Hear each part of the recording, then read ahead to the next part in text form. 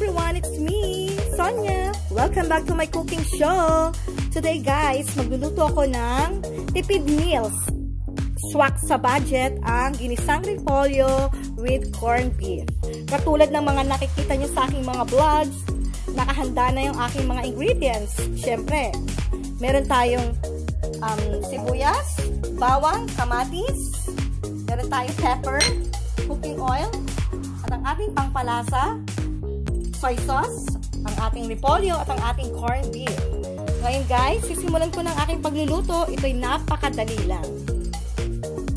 Guys, nilagay ko na yung bawang, sibuyas, at kamatis. Tapos, ang susunod natin ay ang ating corned beef.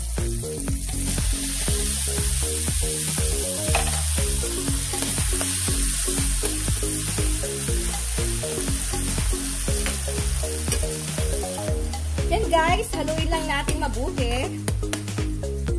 Napakadali nitong lutuin. Sa mga magsisimula pa lang, naku, kayang-kaya to, I'm sure. Ilagay na natin ang ating soy sauce.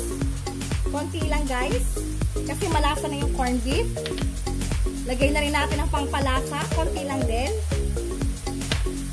Tapos pepper. At ang ating repolyo.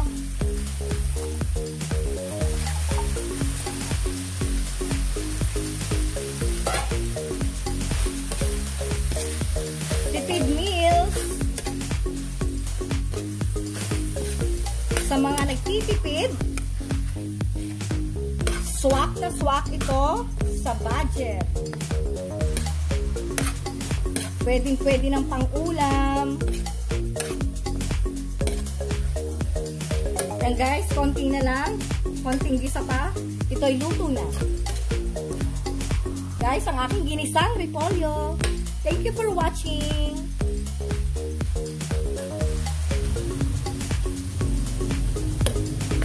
Hanggang sa susunod po muli ng aking cooking show, Ginisang Repolyo. Thank you guys. Bye!